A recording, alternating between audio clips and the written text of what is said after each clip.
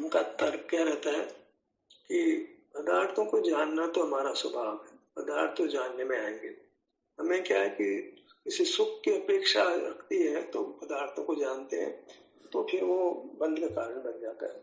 ज्ञान से बंध नहीं हुआ, पर हमारे को सुख की अपेक्षा जो हम जानते हैं ना, हमें सुख मिलेगा, तो फिर वो बंध का कारण हुआ।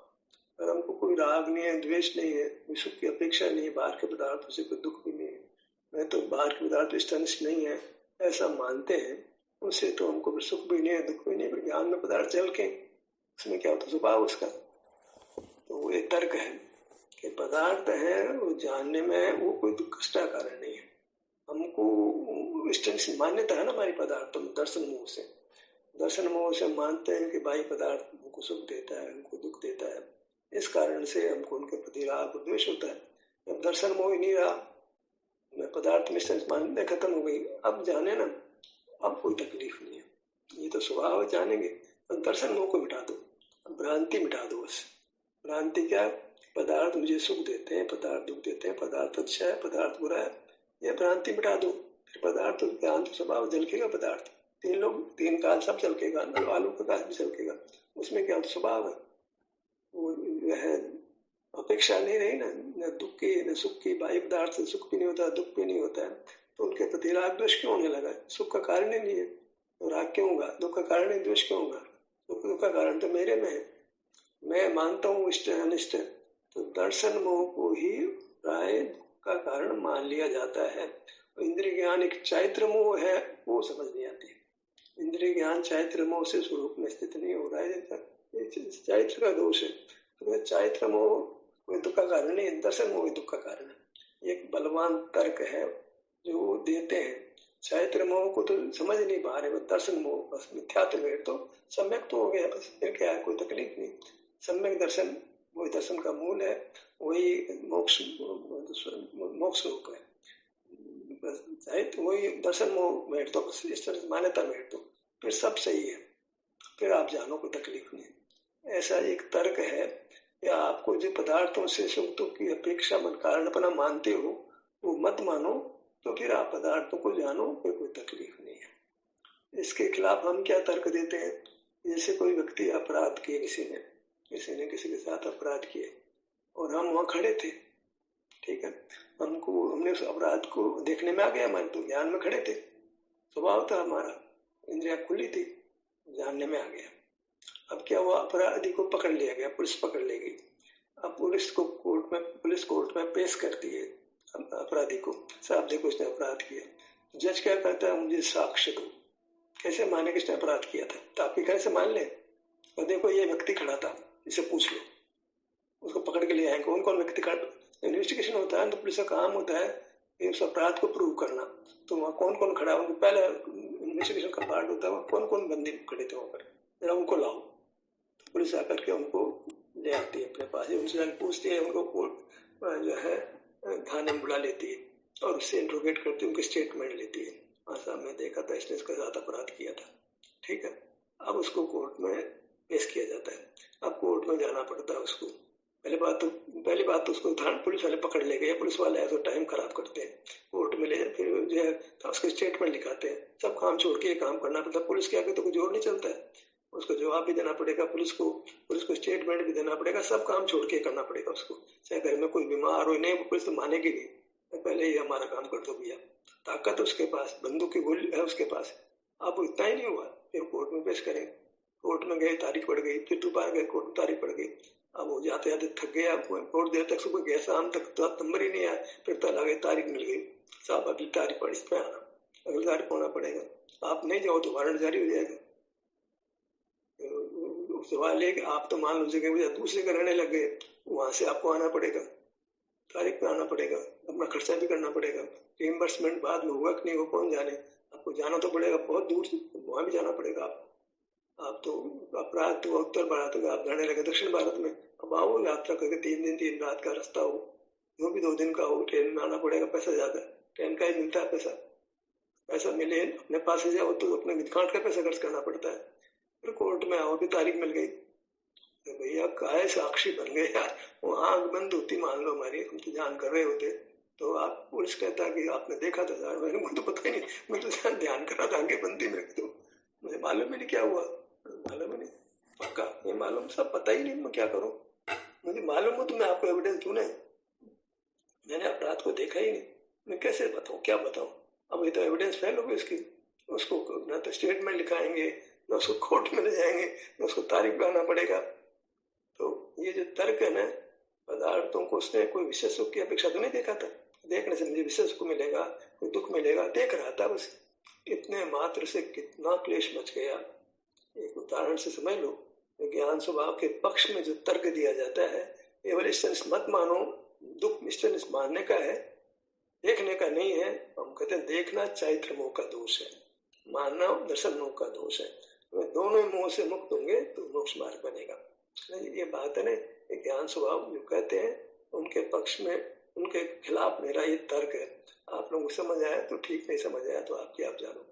अब दूसरी बात यह है कि हमने शास्त्र में पढ़ रखा है कि 4 गति होती है, मोक्ष होता है, शास्त्र के आधार पे कहते हैं, अनुभव तो नहीं कहता है कि अनुभव में आता है नरक, अनुभव में आता है स्वर्ग, अनुभव में तो सुख दुख आता है, 2 ही गति जीव को समझ में आती है अनुभव में, तो या तो मैं दुखी हूँ, मैं सुखी हूँ, मैं सुखी दुखी, मैं रंग खराब, अनुभव तो ये कहता है, वो तो नहीं कहता नरक होता है, स्वर्ग होता है, मोक्ष होता है, सिद्धालय ऊपर बैठे, क्या अनुभव में आता है सिद्धालय ऊपर का, और सिद्ध भगवान बैठे कतार से, शास्त्र की बातें हैं, शास्त्र का कोई को प्रमाण नहीं माना जा सकता है, अनुभव को प्रमाण मानते हैं तो जिनवाणी बोल रही है, आगम पूर्व प्रभु का उपदेश युक्ति का अवलंबन, यहाँ तक तो कोई मार्ग ही नहीं, मार्ग तो अनुभव है, अनुभव तो ये लगता है कि सुख है या दुख है, सुख कम है ज्यादा है, दुख कम है दुख ज्यादा है, तो सुख है उसी का नाम तो सुख कम हो गया तो मान लो स्वर्ग मान लो, सुख ज्यादा हो नाम मोक्ष मान लो, दुख कम है तो मान लो त्रियंज गति मान लो, दुख ज्यादा है तो नरक गति मान लो, पर वास्तव में कोई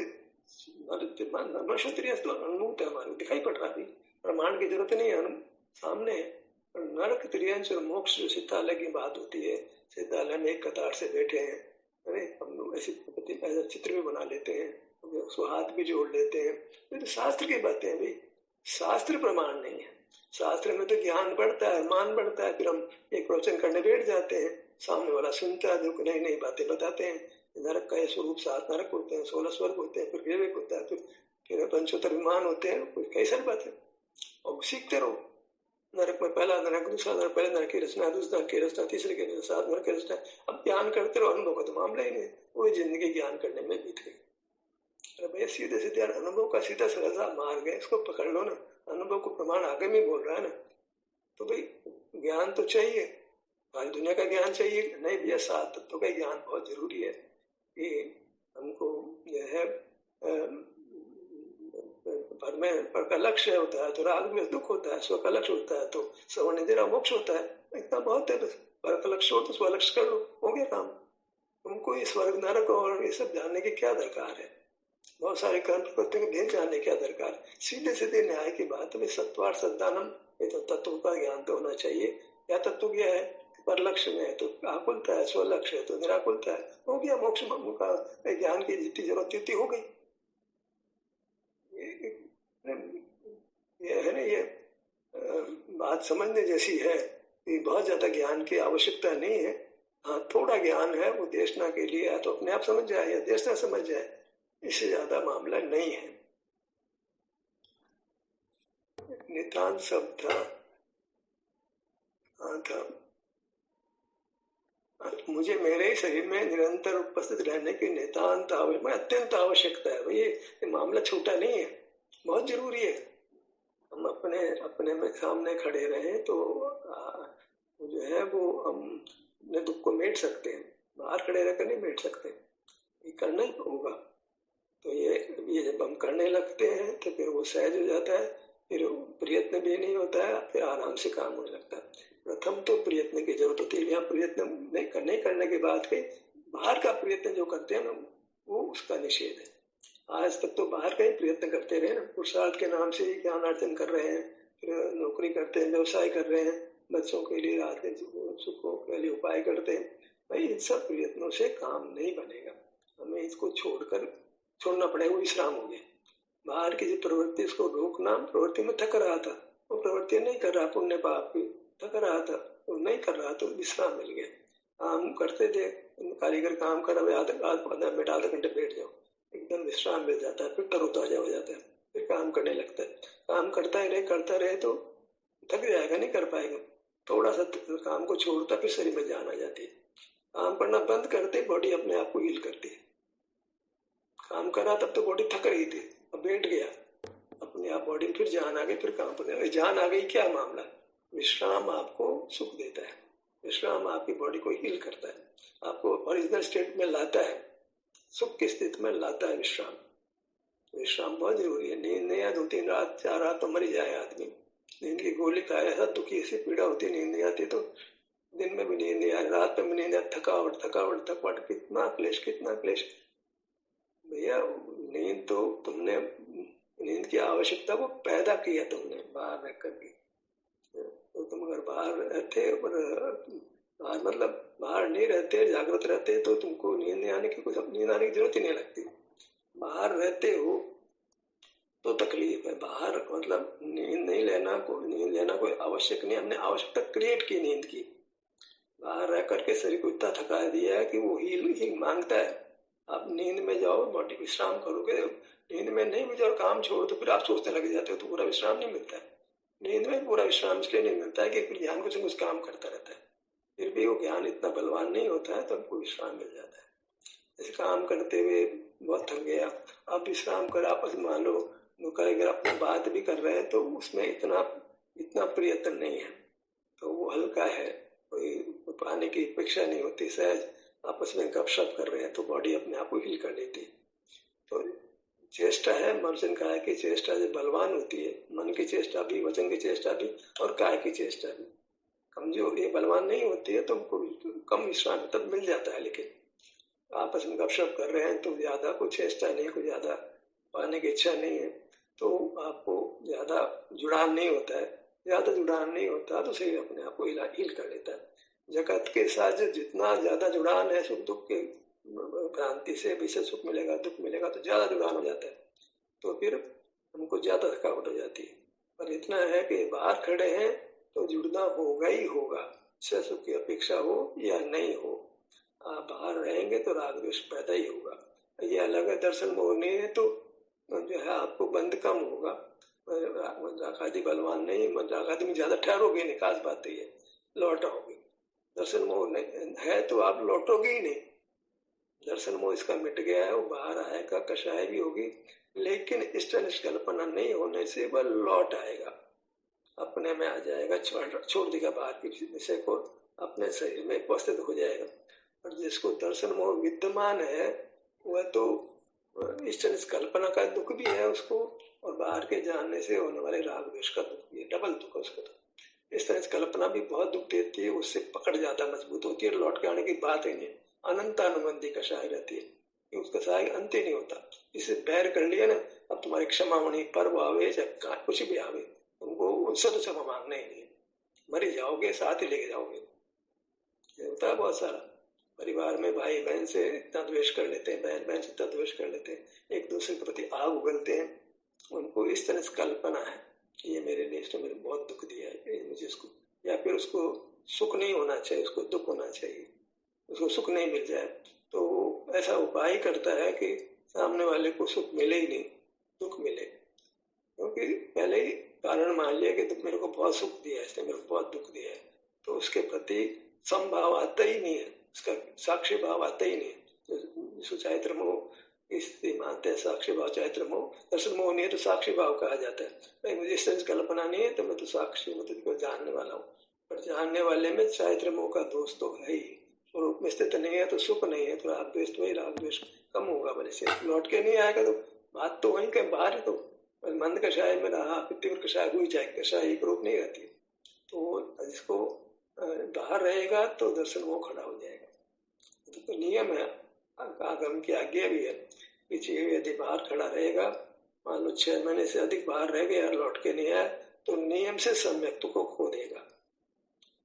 आगे 15 दिन के अंदर लौट के नहीं आएगा तो अपना एक दिन संयम को खो देगा, और अंतर्मुख में लौट के नहीं आएगा तो एक सर्वदेश संयम को खो देगा।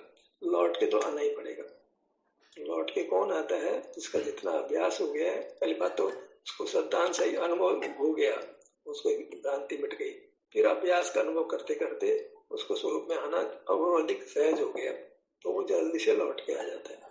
जितना जल्दी लौट के आ जाता है उतना उसको मोक्ष मार्ग में आगे बढ़ गया समझो, स्वतः ही लौट के आ जाए, अपने आप ही लौट के आ जाए ऐसे।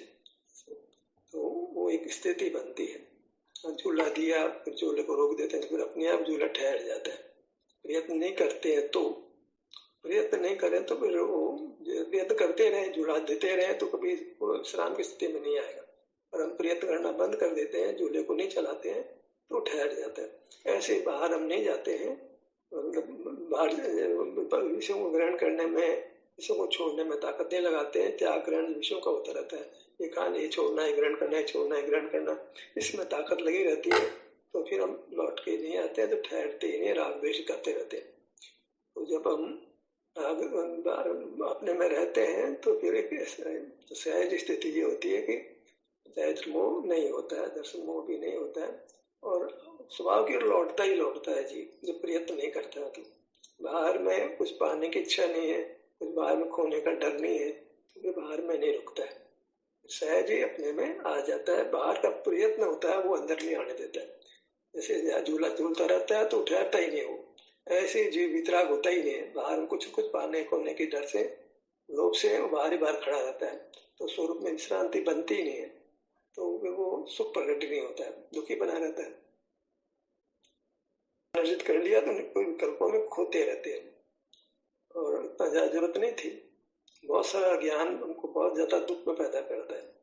हम कहते हैं कि दर्शन पूजन तो सीधे सीधे तो नासमझी की क्रिया कुछ उसमें होश ही नहीं था, रटटाई सब बोल लेते हैं, रटटाई प्रवृत्ति हो जाती है। रोज भगवान को देखते हैं, हाथ जोड़ लेते हैं, नमोकार मंत्र बोल लेते हैं, बाहर परिक्रमा लगा लेते हैं, शास्त्र प्रणाम कर लेते हैं, ये सब तो रटटाई होती है। उसमें कोई भीतर से कुछ उत्पन्न, कोई भीतर से कुछ बात पैदा ही नहीं होता, आदत वश करता है उसको। फिर स्वाध्याय में समझने की कोशिश करता है तो इतना सारा विस्तार हो जाता है, तो फिर वो कंफ्यूज हो जाता है, बहुत सारा विकल्प पैदा हो जाता है।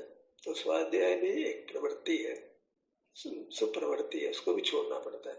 पहले देशना की जरूरत हो पर थोड़ी चाहिए थी, हमें तो बहुत सारे देशना दी जा रही है। जो मंद कषाय वाले होते हैं उनको भी वो बहुत जरा स्वाध्याय प्रिय नहीं होता है, कितना कितना बातें करते हैं, क्या जरूरत है इसकी। थोड़ा कषाय होती है तो फिर स्वाध्याय में टिकेगा नहीं, तो उठ के भाग जाएगा वो। स्वाध्याय को छोड़ पाना, क्योंकि हम लोगों को कषाय रही है तो हम स्वाध्याय में बहुत बैठे थे, कुछ जानने की इच्छा, कुछ जानने की इच्छा, उसमें ही हमको रसाने लग गया तो समझाने लग गए, पहले समझते थे समझाने लग गए। ऐसे में स्वरूप में शांति नहीं बनती। स्वाध्याय भी हमको अनुभव में बाधक बनता है। माने तो कहिए आप यही करता विस्तार करते, बहुत स्वाध्याय होता, बहुत आकुलता हो जाती है, बढ़िया बात है, तुमको समझ आने लग गई कि स्वाध्याय भी खराब है, इससे बढ़िया बात क्या हो सकती है। पर क्या आप स्वरूप में स्थित होते हो? स्वाध्याय को बुरा जान लिया, फिर बाद में तो विश्रांति की स्थिति आती है क्या? वो तो नहीं आती, काम धंधे में लगे रहते हो, वो तो और काम खराब हो गया। ये सवाल है कि तुमको बहुत थकावट होने लगी है कि विस्तार से, तो फिर तुम थकावट को नहीं पसंद करते हो, तो फिर स्वरूप में स्थिति बनती है या फिर काम धंधा करते हो? ये तो अपनी परीक्षा खुद कर लेना चाहिए। बताइए, प्रतिबंध में खराब होंगे आप सब लोगों से? आप सब लोग तो मौन स्वस्थ तटस्थ रहते हो, अपने में स्थित रहते हो, मैं बिगड़ा हूँ क्या? मतलब बिगाड़ रहा हूँ, वो ऐसा लग रहा है।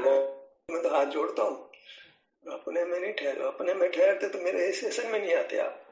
सेशन में आए उसका मतलब अपने में नहीं ठहर पा रहे हो, जब कहीं नहीं ठहरे तो और एक भ्रम है, भ्रम एकदम कहीं नहीं ठहरे, या तो सो रहे होते हैं, काम काज कर रहे होते हैं। ऐसा मोक्ष मार्ग सरल होने पर भी दुर्लभ बहुत है, मतलब प्रवृत्ति छूटता नहीं है, संस्कार है प्रवृत्ति का। बाहर में कुछ न कुछ करते रहने की आदत पड़ी है, एकदम भयंकर आदत से ग्रस्त है। कोई कोई क्रिया करेगा, घर की नहीं करेगा तो मंदिर की करेगा, कुछ तो करेगा, कर्ता भाव तो रहता है। मंदिर जाएगा, अभिषेक करेगा, पूजन करेगा, पूजन का स्वरूप समझाएगा। ये तो पंडित सीख रहे हैं स्मारक में और कहीं भी पढ़ा रहे, या तो पूजन को कोई से बढ़िया तरीके से लोगों को समझाया जाए, उनका भाव समझाया जाए। पर तू बेवकूफ आदमी, तेरा स्वरूप में स्थिति कब बनेगी? यही काम रहेगा तेरा। क्रिया कारण में क्रिया को भी तुम ज्ञान के साथ जोड़ देते हो और करते क्या हो? इससे आगे तो बढ़ते नहीं हो ना। क्रिया के माध्यम से ज्ञान कराते हो, ज्ञान कराते हो, पर तुम अपना काम कब करते हो? एक मैंने समझना समझाना, ये समझना समझाने में जिंदगी जाएगी क्या?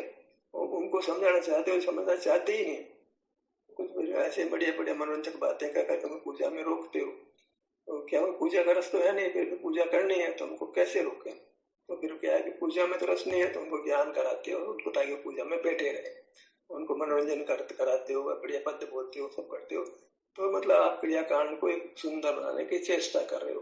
क्रियाकांड स्वयं ही बुरा है भाई, मूल ही खराब है, तो मूल को अच्छा करने की कोशिश करो। पूजा को सुखमय बनाने की कोशिश करो, पर पूजा स्वयं सुखमय नहीं, क्यों नहीं समझ आती? तो पूजा नहीं छुड़ाते, पूजा में और रस पैदा करते हो, और खोटा काम करते हो ना। हुआ तो हर प्रकार का पतन होगा ना। आप डिबेट कर रहे हो, पूजा तो बंद करा रहे हो और नई बातें शुरू कर रहे हो। वो पूजा तो था कि मैं अनंत को नमन करता हूँ, नमस्कार अर्घ चढ़ा रहा था अनंत सिद्ध को, तो तुम छुड़ाते हो, नई बातें पैदा करते हो। पूजा के शब्द तो बेकार हो गए ना, तुम ज्यादा बढ़िया हो गए ना। इसमें पूजा लिखी थी वो शब्द बेकार, तुम उसको और बातें करके उसको राजी करते हो।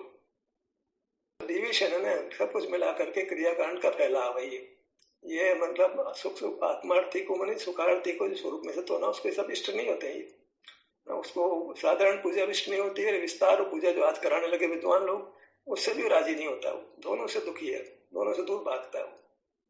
आप अपने हृदय से पूछ लो, जब अनुभव की बात आती है तब आपको दोनों प्रकार की पूजा आम आदमी करता है, बस बड़ी बड़ी डिटाई बोल लेता है। दूसरा आदमी एक विस्तार विद्वान को बुलाया, उसको व्याख्या करता है, बड़ी बड़ी मनोरंजक बातें करता है। अब आपको दोनों में जाने का मन नहीं होता है, इन सब में ढकोसला, इसमें कोई फायदा नहीं है। धन कमाने का साधन सा हो रहा है। देखो आप, अब कोई जगह मंदिर नहीं है वो तो समझ में आता है भाई, मंदिर बनाने के लिए कुछ क्रियाकांड करना पड़ेगा। पर जहाँ मंदिर पहले ही बहुत है, फिर भी और मंदिर पहले प्रतिमा बहुत, फिर और प्रतिमा, फिर तो स्पष्ट ही हुआ धन का ही आग्रह है और कुछ नहीं। देशना मिलती है भगवान की प्रतिमा से, तो एक प्रतिमा बहुत, 3000 प्रतिमा क्या जरूरत थी? प्रतिमा देख के तो नया काम हो गया। हर प्रतिमा पर जाना, अर्घ लाना, साष्टांग प्रणाम करना, एक नया क्रियाकांड शुरू हो गया ना। हाँ चलो साहब, अशुभ की वजह अशुभ में ज्यादा समय रहे, सब शुभ में ज्यादा समय रहने से तो अल्टीमेटली तो अपने में नहीं आए ना। अच्छा, अशुभ में ज्यादा समय रहो या शुभ में ज्यादा समय रहो, रहे तो बाहर ही ना। हमें तो लौट के जल्दी अपने में आना था ना, वो तो हुआ नहीं। ज्यादा प्रतिमा, ज्यादा देखना, ज्यादा पूजा, तो जल्दी आने की बात तो खत्म होगी ना। वहां पे सुख को लंबा दिया, दोनों में अपने में तो नहीं आए ना। तीसरी तो कुंद तो करते हो, पुण्य पाप अधिकार में करते हो, और हमको समझ नहीं आती है क्या करो। तो उन्होंने कहा भी शुभ के मिठास में रुके हैं। हमने भी ठीक, हमने उतना ही पढ़ रखा था वास्तव में, अब पता लग रहा है कि ज्ञान की मिठास में रुके हैं। शुभ का कारण तो ज्ञान था, तो अधूरा जवाब था वो, सही जवाब नहीं था जो बहन ने दिया आपको। मिठास में रुक गया वो, नहीं तो है वो ज्ञान को शुभ मानने वाला तो राग को ही बुरा कहेगा। राग छोड़ो, राग तो छूटते ही नहीं, ज्ञान में खड़ा रहेगा। तो ज्ञान के साथ अवश्यंभावी राग होता है, ये बात समझ में नहीं आई उनको। ये समझ आ जाती तो समय सार का पढ़ना सार्थक हो जाता। समय सार ज्ञान को स्वभाव भी कह रहा है, ज्ञान से अवश्य विराग भी बोल रहा था, ये पूरा पर विरोध हो गया। अपने कथन को अपने से बाधित, अपने वचनों से बाधित हो गया, तो प्रमाण नहीं रहा, आगम अप्रमाण हो गया। अब स्वबाधित वचन हो गए वो। समय सार में स्वबाधित वचन मिलते हैं, समझ लो अच्छी तरह से आप। भाई साहब एक बात पूछ कह रहा है कि दर्शन मोह के कारण से दुख है, ज्ञान के कारण से दुख नहीं है। वो तो एक कथनचित सही भी है कि दर्शन मोह नहीं होता है तो फिर हम वास्तव में फिर ज्ञान करना ही बंद कर देते हैं, फिर वो ज्ञान के पक्ष में तर्क नहीं आता। जब दर्शन मोह मिटता है तो फिर लौट लौट के अपने में आता है, ज्ञान नहीं करता है। दुख दर्शन मोह का पक्का है, पर जब दर्शन मोह मिट जाता है तो ज्ञान के प्रति रस खत्म हो जाता है, इंद्रिय ज्ञान का रस खत्म हो जाता है, इंद्रिय ज्ञान शिथिल हो जाता है, अपने में आता है। फिर ज्ञान के पक्ष में तर्क नहीं, तो ज्ञान तो सारा इंद्रिय ज्ञान ही है। फिर ज्ञान के पक्ष में जो तर्क है, सब दर्शन मोह का दुख है, ज्ञान का दुख नहीं, खत्म हो जाता है। फिर जान लेता है वो, और ज्ञान में तो पदार्थ स्पर्श लगते हैं, उत्तरदेश होता है। ज्ञान में तो पदार्थ स्पर्श लगे ही लगे, इंद्रियों का स्वभाव ही है। इंद्रियों के साथ नियम से चारित्र मोह का उदय तो होता ही होता, दर्शन मोह का नहीं तो क्या। चारित्र मोह का उदय तो इंद्रिय ज्ञान होगा ही होगा, और चारित्र मोह होगा तो पदार्थ अच्छे बुरे लगेंगे, अच्छे बुरे लगेंगे तो आप वहीं खड़े रहोगे, तो अपने में आने का प्रश्न ही खत्म हो गया। दर्शन मोह जो खत्म होता है, चारित्र मोह को पूरा जान लेता है, छोड़ नहीं पाता है, अलग बात है। किसी भी प्रकार के राग द्वेष का अंश को भी उसको अच्छा नहीं लगता है, भगवान की भक्ति भी उसको अच्छी नहीं लगती। बड़ी होती है वेद भक्ति खत्म हो जाती है उसके जीवन में, रहे पर अच्छा नहीं मानता वेद भक्ति को। अवेद भक्ति मन स्वसंवेदन, आप में रम गया। ये दर्शन मोह का, ये मिटने का ये दर्शन, ये सब प्रतिफल है। दर्शन मोह मिटा है तो आप में रमता है। आप में तो रम ही नहीं रहा, दर्शन मोह कहाँ मिटा? ज्ञान स्वभाव को मान रहा, दर्शन मोह तो खड़ा है। तो दर्शन मोह खड़ा है, बाहर में साक्षी रहने की कोशिश करता है, तटस्थ रहने की कोशिश करता है। तटस्थ तो वही है जो अपने में स्थित हो गया।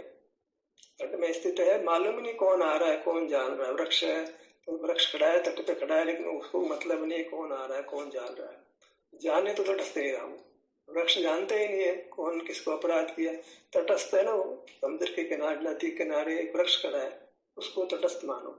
और जो आँख खुला है वो कहेगा तटस्थ, उसको तो पुलिस पकड़ ले जाएगी। बताओ बर्थ क्या किसने कैसे किया था? पेट को कौन पकड़ के ले जाता है? पेड़ है वो जान नहीं रहा है, वो जहाँ घटना घट रही है उसको देख ही नहीं रहा है, इसका नाम तटस्थ होना। देखना हो तटस्थ नहीं है। जो ज्ञान से, इंद्रिय ज्ञान से रहित हो गया वो तटस्थ है, वो साक्षी तो है। साक्षी तो अपने में रहने में, अपने में रहा, वहाँ सुख दुख दोनों स्थितियां वहाँ साक्षी रहता है, अनुभव कर लेता है। साक्षी शब्द का प्रयोग करना चाहिए, बाहर नहीं भीतर करो। आपकी जैसी अवस्था है आप उसके साक्षी हो, माने उसमें कुछ बदलने की चेष्टा मत करो। आपके अनुभव में आ गया, दैट इज एनफ। आपने अपनी वर्तमान अवस्था ग्रहण कर ली, पर की अवस्था ग्रहण नहीं किया, you are satisfied with it. आप संतुष्ट हैं एकदम, मैंने तो करने वाला काम कर लिया, घर को छोड़ दिया, सुख को अपना लिया। अब स्वयं में दुख हो रहा है, सुख हो रहा है, शरीर में वेदना हो रही है, नहीं हो रही है, मैं तटस्थ हूँ, मैं साक्षी हूँ। बस मैं उसको मेरे अनुभव में आ जाता है। बस अनुभव का नाम, अनुभव में सुख दुख में संभाव से अनुभव होने का नाम, संभाव आता ही है, कथा भाव खत्म हो जाता है, कुछ बदलने की इच्छा ही नहीं होती है, शांत हो जाता है एकदम, चेष्टा रुक जाती है, विश्राम की स्थिति होती है, कुछ नहीं करने का, करने में तो मरना है। तो अपने भीतर आ गया तो सुख है दुख है दोनों को संभाव से अनुभव कर लेता है, तो ये उसको साक्षी भाव हो गया। उसके प्रति कोई राग नहीं, शरीर में वेदना के प्रति द्वेष नहीं, शरीर में आराम के प्रति कोई चाह नहीं, एक सहज अनुभूति है। और सुख की चाह नहीं रहती अनुभव में, चाह है वह दुख हो गया, चाह खड़ी होती ज्ञान में आ गया, शरीर में सुख है अनुभव में आ गया, दुख अनुभव में आ गया, न किसी से राग है न किसी से द्वेष है, सुख से राग नहीं, द्वेष दुख से द्वेष नहीं, ऐसा साक्षी भाव अनुभव में आता है। अर्थ में साक्षी भाव लेना चाहिए, ज्ञान में साक्षी भाव नहीं, दर्शन में साक्षी भाव होता है। दर्शन नहीं होता, प्रत्यक्ष होता है, ज्ञान परोक्ष होता है। परोक्ष होना ही पराधीन बताता है और दुख रूप बताता है। ज्ञान नियम से परोक्ष है, प्रत्यक्ष ज्ञान की कल्पना है, आगम से मान रहे, हमको प्रत्यक्ष ज्ञान होता ही नहीं, अनुभव नहीं स्वीकार करता प्रत्यक्ष ज्ञान को, आगम कहता है वो गलत कहता है, वो आगम को नहीं मानना चाहिए, अनुभव को मानना चाहिए। निकालने की ताकत होनी चाहिए, साहसी होता है अनुभव वाला जीव, वो कोई आगम गुरु को नहीं मानता है, वो अनुभव को मानता है। आगम को स्वीकार करते देने लगती है, जिसको दर्शन मोह मिटा है उसको, वो आगम है, पर का पक्षधर नहीं है, अनुभूति का पक्षधर होता है। देखो जी, प्रवृत्ति होती है, लोभ और भय से होती है, इसीलिए नरक स्वर्ग की बात कही जाती है। वास्तव में नरक स्वर्ग का अस्तित्व है वो डाउटफुल है कि नहीं है, हम कह नहीं, हमको सब केवल ज्ञान तो हुआ नहीं कि कह देंगे नहीं होता है, पर अनुभव तो ये कह रहा है कि भाई हम नरक स्वर्ग हमको दिखता नहीं ऐसे। पर क्या करें, भय के बिना, लोभ के बिना, प्रवृत्ति साम दम दंड भेद से जीव प्रवृत्ति करता है, तो उसको संसार में नरक का भय दिखाते हैं, स्वर्ग का जो है लोभ दिखाते हैं, सिद्ध अवस्था का भी सुख का दिखाते हैं उसको, तो होता है। पर केवल असत्य का सारा लेना भी अच्छी बात नहीं होती है ना। हमने अनुभव सम्मति तर्क दो ना भैया, अनुभव सम्मति बातें करो। स्वर्ग नरक को क्यों खड़ा करते हो? स्त्रियों का दुख दिखा दो, मनुष्य का दुख दिखा दो, क्यों नरक खड़ा करते हो? स्वर्ग का सुख दिखा दो, देखो ना कितने पैसे वाले या स्वस्थ आदमी कितना सुख का अनुभव करता है, ऐसे दिखा दो ना। स्वर्ग स्वरूप में स्थित कितना शांत, कितना सुखी रहता है। अनुभव से परे तुम क्यों आगम बना के उसको पेश करते हो? अनुभव तक रखो न, फैलते क्यों? आचार्य फैल जाते हैं, उससे लाभ नहीं होता, हानि होती। इतना असत्य जैसी बातें लिखते हैं तो उसे नुकसान होता है। अनुभव से परे बात नहीं करनी। ज्यादा शास्त्र में रोकना, बहुत विस्तार कर रोकना अच्छी बात नहीं होती। बहुत क्रियाकोश में कितना क्रियाकोश बताते हैं। आज के भौतिक युग में हम क्रियाकोश को पालेंगे तो जीना नहीं होगा, नरक हो जाएगा आपका। मैं तो अपने अनुभव की बात करता हूँ, ऐसी परिस्थितियां नहीं है। जिस परिस्थितियों में तुम्हारी क्रिया कोष को पाल सको, मर जाओगे, आत्मघात की स्थिति बन जाती है। क्रिया कोष तो अभी भी कईयों के माथे पड़ा रहता है, बहुत मुश्किल है। वो तो कंधे बदलते रहते हैं, क्रिया कोष को छोड़ना तो बहुत मुश्किल लगता है। जिंदगी दूबर कटता क्रिया कोष आपका। एक दौलत राम जी थे छड़ाला वाले, दूसरे दौलत राम जी ने क्रिया कोष देखा। हम तो पढ़ लिख करके बावड़े हो गए थे, हम जानते हमने क्या जीवन जिया है उसको। रोज ग्रहण त्याग में मरे मरे जिंदगी खराब हो रही थी हमारी।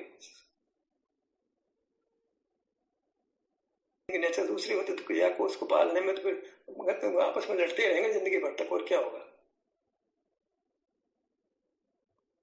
ये भी विवाह नहीं कर रहा, वो क्रिया कोष में पड़ा, तो वो भी अनुभव में तो नहीं कर पा रहा, क्रिया कोष को पालने में जूझता रहता है। पर समाज को भी घसीटता है क्रिया कोष के पालन कराने में। मेरे को सुविधा प्रदान करो, मरे खुद मारा दूसरों को मारेगा, तो अपने स्वाद कोष करना है, समाज को भी घसीटता है। मेरी व्यवस्था पर तू चाकू ये के अंदर क्यों घसीट, कोई दूसरों को देता है। धर्म नहीं आती, तेरे को भी रहना चाहिए मार्ग स्वावलंबन का, पर स्वावलंबन मार्ग नहीं है। हम तो सब अपने दोस्त देखे, और क्या करना है। पर पराश्रित नहीं जीना, विश्वासित जीना है। अनुभव श्वासित होता है, वो मार्ग है।